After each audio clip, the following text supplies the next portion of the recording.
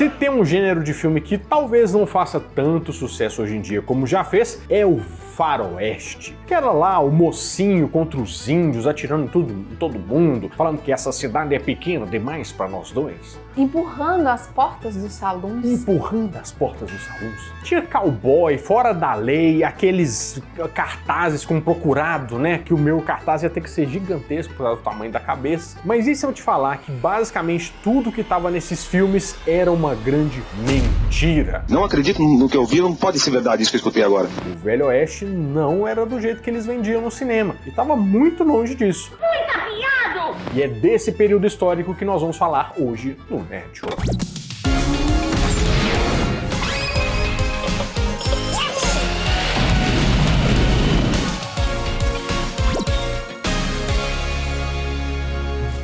Fala, meus queridos amigos, como estão vocês? Vocês estão bom, né? Pra gente começar falando do faroeste, nós temos que entender um pouco da etimologia dessa palavra. O que significa isso? Não sei. O significado de faroeste, que da mesma forma que temos o bombril, que é palha de aço, do isopor, que na verdade é marca, o faroeste também é porque a gente abrasileirou uma palavra. É porque nos Estados Unidos, de onde vem todo esse conceito, né? Lá, esse lugar se chama Far West, que na verdade é o longínquo oeste, entendeu? Far é longe, west é oeste. Só que aqui no Brasil a gente pegou essa palavra assim, Far West, faroeste, e virou o faroeste que a gente conhece. Período histórico esse que muitas vezes é debatido de quando ele começou até onde durou, né? Mas que foi de 1865 até 1890 lá nos Estados Unidos. Só que tudo isso aconteceu numa época em que os Estados Unidos estavam tendo um grande problema de controlar aquela região, porque eu não sei se vocês já viram um mapa de lá, mas o país é gigantesco, ele é praticamente de um lado a outro do continente. E quando os Estados Unidos conseguiu a independência deles lá da Inglaterra, eles não tinham aquele país também daquele tamanho não, eles foram comprando os territórios aos poucos, de países como por exemplo da França e da Espanha, e também tinha até um pedacinho ali que na verdade era do México, né? Eu nem sabia que tinha França e Espanha ali em cima, mas tudo bem. Pra você ter uma ideia, o início dos Estados Unidos era só esse pedacinho aqui, ó, esse cantinho aqui, sabe? Era só isso aqui. O resto, meu filho, não era deles não. E aí tinham outros estados que eles foram conquistando. O Texas, o Kansas, o Novo México, Oklahoma, Califórnia, Arizona e vários outros. Só que tem um negócio, né? Esse pedação de terra aí já tinha gente morando lá, que eram os indígenas americanos. Que não tinha esse nome de americanos, né? Nativos, mas tudo bem. E é estimado que existiam cerca de 200 tribos indígenas falando cerca de 300 idiomas diferentes, ou seja, uma torre de Babel gigantesca. O problema é que o pessoal dos Estados Unidos ficava travando guerra com eles, porque falava assim, esse povo aqui não, a terra não é deles não, é nosso, nós estamos comprando aqui, ó, aqui o quarto contrato assinado. E ficava empurrando eles pro canto, vai pro faroeste, e foram empurrando. E por volta de 1850, quando os Estados Unidos terminou de adquirir essas terras, eles tinham que mandar pessoas para lá para povoar esse lugar. Foi aí que começou essa cultura do Far West, que nos filmes mostra que é sempre uma pessoa com a carroça no meio de um desertão, chega numa cidadezinha pequena. Claro, né? Porque nesse momento era muita terra para muito pouca gente. Mas por que o pessoal vai sair daquele pedaço lá para ir lá pros cafundó do Judas? Tem que ter algum motivo. E tiveram dois motivos principais. Um deles é que o pessoal começou a achar ouro naquelas regiões, principalmente ali na região da Califórnia. E o outro é que o presidente Abraham Lincoln, que é um nome muito famoso aí da história, né? Ele começou a dar terra para as pessoas que fossem para lá, cerca de 65 hectares para cada uma. Então, as terras gigante, né? Bom, já sabemos agora como que o Far Oeste histórico funciona. Mas os filmes, como é que começaram? Na verdade, começaram inspirados em samurais. Samurai? Mas o que tem a ver o faroeste com os samurais? Talvez na escola você já tenha ouvido falar no nome do tal do Akira Kurosawa. Toda professora de arte já passou um filme dele pra gente. É Os Pássaros. A gente ficava lá boiando, aquele trem chato pra caramba. Em vez de passar outra coisa do Akira, né? Só que Akira Toriyama. Akira Toriyama, exatamente. Muito bem, meu Orlando. Seu sorriso é tão resplandecente. Só que teve um filme que chamava Os Sete Samurais de 1954, em que foi grande peça inspiradora para vários clichês que a gente viu nos filmes de faroeste. Por exemplo, eles eram todos anti-heróis, né, nesse filme, que eram uns samurais meio do mal, assim, mas que se uniam por um mal em comum.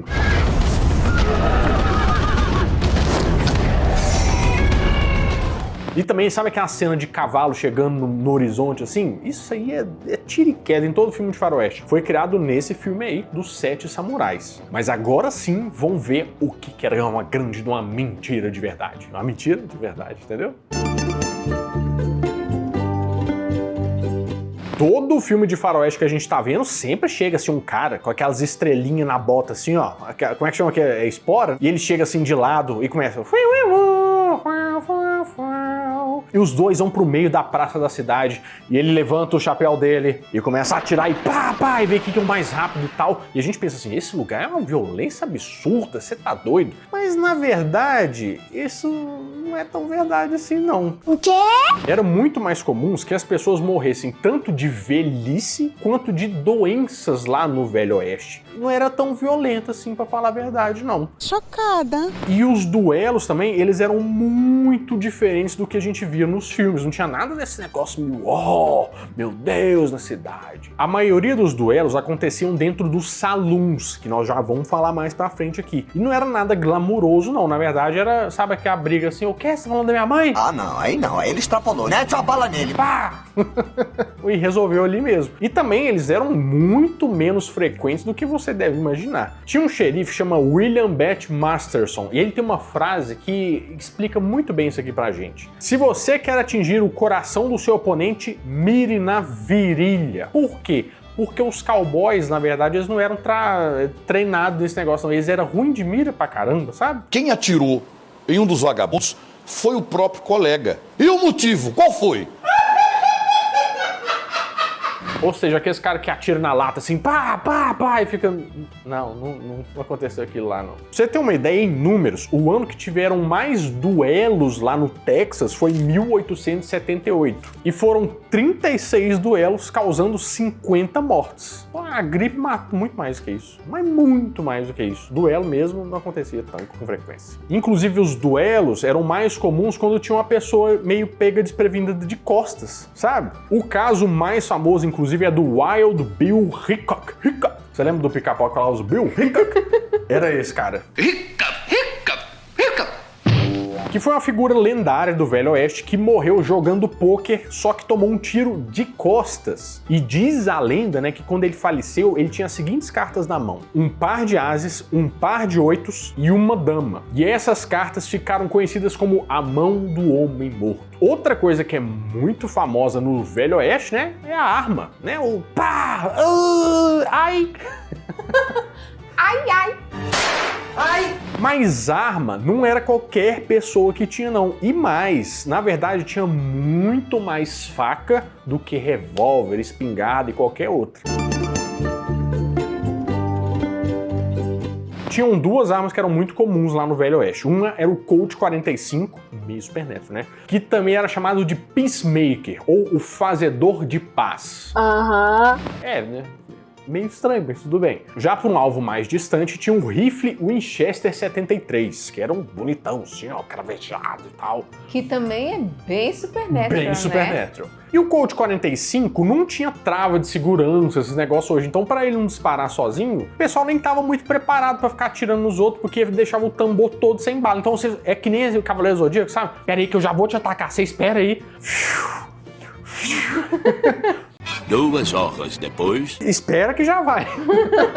Sabe? Lá eles colocando aqui, né, tal. Aquele trem de atirar fazendo assim, ó, é de verdade. Aquilo existia mesmo. Só que apesar dessas armas serem as mais comuns, a maioria das cidades proibiam armamento. Vocês acreditam nisso? Normalmente, quando tava chegando um pessoal de carroça, de cavalo, tinha uma placa bem na frente da cidade. Você é bem-vindo, mas a sua arma não. E muitas das vezes, as pessoas tinham que ir lá para o xerife e tal e deixar a arma guardada, pegar um recibinho lá como se fosse um guarda-volume. Isso em 1800 bolinha, hein? Há uma proibição de armas na cidade.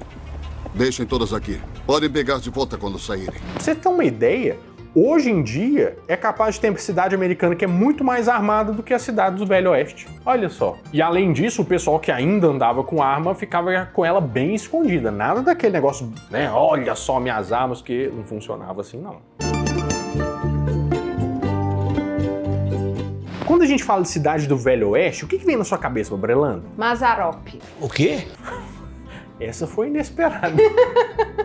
Eu estava pensando mais numa cidadezinha, no meio do nada, com aquela bola de feno passando assim, e chegando um cara com aquela imagem assim meio turva, porque tá cheio de calor, um cavalo solitário, chega numa cidade lá, a pessoa tá lá encostada e todo mundo fica olhando pra ele, né? Mascando fumo. Mascando um negócio com aquele raminho na boca, né? Uma cidade vazia, uma terra sem leis, mas não tinha nada disso também, a terra tinha bastante lei. Não adianta fugir da lei. Tudo bem, tinha um xerife lá, mas na verdade tinha muita lei nessas cidades, porque todos os assentamentos e cidades eram controladas pelo governo. Porque funcionava assim, ó, quando tava nessa época com a terra gigantesca, o pessoal queria fundar uma cidade perto de um ouro, um negócio assim, e eles tinham que mandar um documento do governo, eles analisavam, faziam não sei o que, carimba aqui, assine aqui e tal, mandava de volta com um conjunto de leis, regras e denominações e nomeações de pessoas, não sei o que. Na verdade é uma estrutura bem complexa. E também tinham algumas agências privadas que trabalhavam para cumprir a lei e a ordem. Por exemplo, teve uma empresa que era a Agência Nacional de Detetives Pinkerton, que chegou a fazer até a segurança do presidente Abraham Lincoln. E além disso também, o pessoal fala assim, o caçador de recompensas, tem uma recompensa lá. As pessoas que faziam isso eram pessoas ligadas ao governo, não era ninguém que falava do nada, eu vou virar um caçador de recompensas por aí, não. Não, tinha regra, tinha ordem. O Velho Oeste não é bagunça, não. Mas eu acho que todo mundo aqui que já assistiu os desenhos do Looney Tunes, do Pica-Pau, sempre quis pedir uma salsa parrilha dentro dos salões. Por favor, filho, né, cospe no balde, né, um cuspe preto no balde, me vê uma salsa parrilha aí. Tudo bem, a salsa parrilha, eu não sei, eu não entendo nada de bebida. Mas o salão em si não era exatamente do jeito que você imagina. Porque a gente imagina que é um bar, é um boteco, que o povo vai lá, joga a cerveja assim, ela vem deslizando pelo negócio de madeira assim, você pega e... Mas não, na verdade o salão servia para tudo que você imaginava. Tipo, no centro da cidade, um dia eu vi um salão de beleza, lan house e academia, era mais ou menos por aí. Eles eram um salão. Lá vendia comida, era hospedaria para os viajantes, tinha palco para show, podia inclusive se tornar igreja, podia fazer tudo lá realmente. Trabalhavam as mulheres da vida e, na verdade, mulheres que não fossem desta profissão mais antiga do mundo, por exemplo, não podiam entrar no salão, vocês acreditam nisso? E hoje elas vão tudo pro salão, em protesto. Isso. Era lá que você ia apostar também para perder o seu dinheiro, né? Jogar dardo, inclusive... A Beth da época. É a Beth. A Beth é um grande salão. Inclusive lá dava muita pancadaria, né? Os duelos aconteciam. Na verdade, gente, o salão resumia a cidade toda. Só que o interessante é que, na verdade, os salões não eram aquela estrutura de madeira bonitinha, porque madeira naquela época era caro pra caramba, sabe? Eles, na verdade, começaram como tendas, porque o pessoal montava as cidades em volta lá das minas de ouro, mas quando a mina acabava, eles tinham que pegar aquilo tudo e ir embora. Então era tudo que era meio feito pra ser como se fosse um circo itinerante. É mais ou menos isso. Os salões só começaram a ficar igual a gente vê nos filmes, né? Depois que os Estados Unidos começaram a ampliar as linhas de trem. Porque aí, já que o negócio era mais fixo lá, não tinha porquê eles pararem de estar lá naquele lugar, porque gente ia sempre ter. Quando a gente tá vendo um filme de faroeste, normalmente o vilão sempre é ou o cara do bigodão, né, que usa preto e tem um cavalo preto também, e ele é tipo, ele chama relâmpago o cavalo.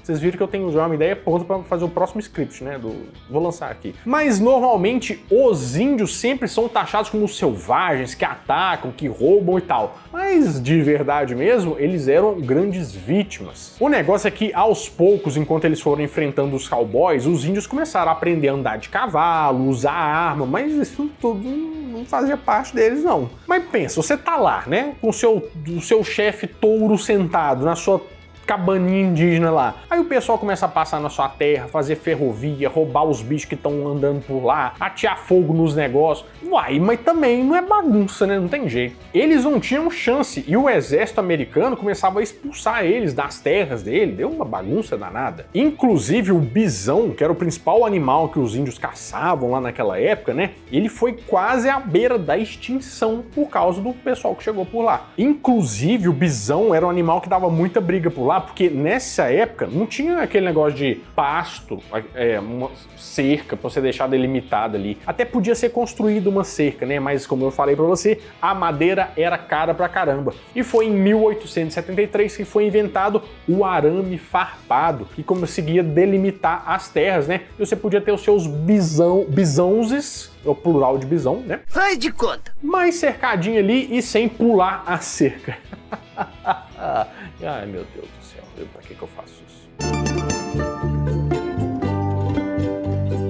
Gente, agora esse aqui não vou nem desmentir uma coisa que tinha no Velho Oeste, não, porque na verdade a gente nunca imaginou que isso poderia existir por lá. Vocês acreditam que tinham camelos no Velho Oeste e eles eram os animais mais usados? Os camelos. Parece uma coisa maluca e que nunca foi retratada em nenhum filme, né? Mas tem uma história muito bizarra por trás disso. Assim, os camelos fazem total sentido nesse contexto, né? Porque é um animal gigantesco que carrega um monte de carga, que não come tanto assim e não bebe tanta água. É um animal, é um gol. Porque um gol é que nem o mecânico faz, você conserta de qualquer forma. É um Celtinha. É um Celtinha, né? É pau pra toda hora, 1 no milho. Aí teve um senador lá dos Estados Unidos que fez de tudo porque ele queria que importasse camelo pra lá, porque era muito melhor, que não sei o quê. E em 1857 já tava cheio de camelo lá nos Estados Unidos. Nossa, mas o camelo é uma beleza. Só que aí que tá. Esse senador não queria levar o camelo pra lá só por causa do camelo em si. Porque é o seguinte, ó, naquela época você podia ter escravos, mas você não podia contrabandear escravos. Você não podia trazer eles da África para os Estados Unidos. Mas como o navio vinha com camelos, era uma oportunidade muito fácil de colocar pessoas lá dentro para serem traficadas para os Estados Unidos. Mas os camelos foram saindo de moda e o motivo não era isso não, porque para isso eles estavam, ó, não, traz gente aqui. O negócio é que o pessoal que usava cavalo começou a ficar trancado, que estava assim, sabe o negócio do Uber versus taxistas? É a mesmíssima coisa, só que daquela época. E começaram a boicotar o tadinho do camelo. E diz também que os cavalos morriam de medo dos camelos. Quando eles passavam na estrada assim, o cavalo ia embora. Ele era camelofóbico. Em 1875, os camelos se tornaram ilegais na maioria das estradas americanas, né? E eles começaram a ficar ali soltos, alguns fugiram para as matas e viraram camelos selvagens. Imagina o filme Camelos Selvagens. Enquanto você pensa nessa próxima novela da Record, né? Eu vou deixar o vídeo aqui de criminosos que forem contados pelo Linha Direta, que eu tenho certeza que vai gostar bastante desse vídeo. Bom, vou ficando por aqui, mas toda semana, de segunda a sexta, às 7 horas da noite, eu volto com mais um vídeo quentinho, fresquinho, crocante pra vocês. Então, adeus!